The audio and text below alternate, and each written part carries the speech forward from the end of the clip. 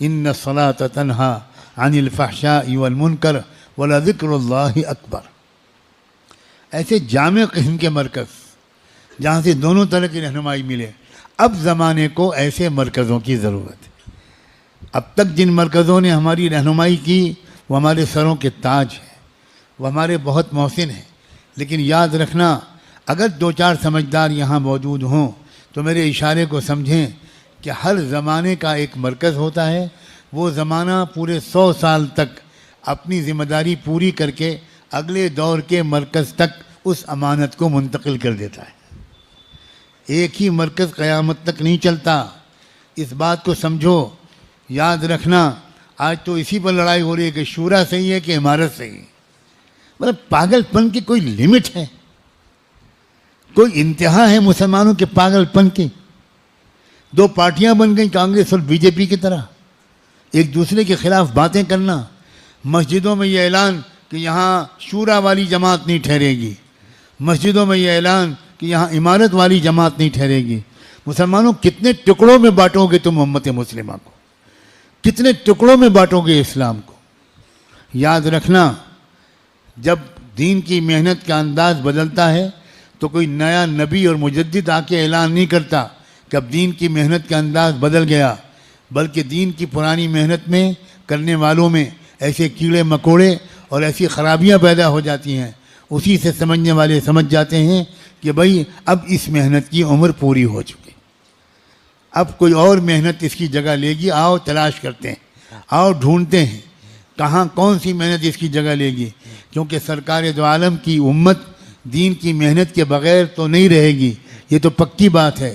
لیکن ایک ہی محنت قیامت تک کے لیے قبول کبھی نہیں ہوتی. ایک زمانہ تھا کہ حضرت شاہ ولی اللہ کا نام تھا, آج لوگ ڈھونڈنے نکلتے ہیں کہ حضرت شاہ ولی اللہ کا مرکز کہاں تھا. ایک زمانہ تھا کہ حضرت مجدد صاحب کا مرکز تھا سرہند میں, آج لوگ ٹکٹ لے کر جاتے ہیں سرہند اور صرف وہاں فاتحہ پڑھ کے چلے آتے ہیں. یاد رکھنا ہر صدی کے مرکز بدلتے ہیں, اس بات کو سمجھو. میں خطرہ مول لے کر یہ بات کہہ رہا ہوں.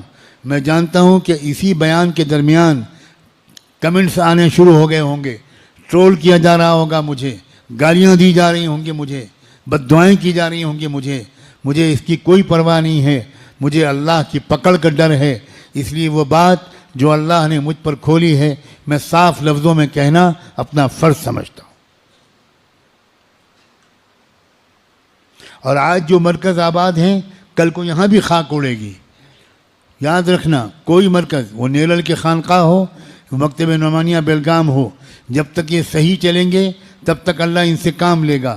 جب نیت خراب ہوگی, جب عوام الناس کی عقیدتوں کا فائدہ اٹھانے کا مزاج چلے گا, جب بھولے بھالے لوگوں کو ایکسپلائٹ کیا جانے لگے گا تو خانقاہ نیلل میں بھی دھول اڑے گی, مکتب نعمانیہ بیلگام میں بھی گدھے خچر ڈھینچوں کریں گے. کوئی خیر کا کام یہاں سے وجود میں نہیں آئے گا. اللہ کو کسی کی غرض نہیں ہے, اللہ ہر ایک سے بے نیاز ہے. ہم اللہ کے محتاج ہیں, اللہ ہمارا محتاج نہیں. اللہ ہم کو صحیح راستے پر ثابت قدم رکھے. اللہ ہمیں ادھر ادھر بہکنے سے اور عوام الناس کے بھولے پن کا ناجائز فائدہ اٹھانے کی مہلک اور غلطی سے اللہ ہم سب کو بچائے رکھے.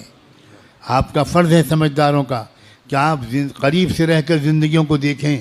میں صاف لفظوں میں دعوت دیتا ہوں, آپ میری باتوں کو سن کر میرے معتقد نہ بنیں, میرے ساتھ رہیں, راتوں کو تنہائیوں میں میرے ساتھ رہیں, سفر و حضر میں میرے ساتھ رہیں, دن رات کی فکروں کو دیکھیں, کن فکروں کو لے کر میں چل رہا ہوں.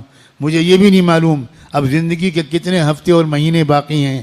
میں آپ سے کہتا ہوں اب بھی کھلی کتاب کی طرح میری زندگی کا مطالعہ کریں اور دیکھیں کہ کیا اس بندے کا ساتھ لگنا کیا صحیح رہے گا, اللہ کی رضا کا باعث بنے گا.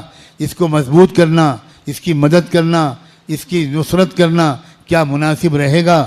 رمضان کی 27ویں شب میں میں اللہ کو گواہ بنا کر اپنی زندگی کو پیش کر رہا ہوں. خدا کے بندو, میں نے اپنی بات پوری کہہ دی, اس سے زیادہ میں نہیں سمجھتا کہ اور مجھے کیا کہنا چاہیے.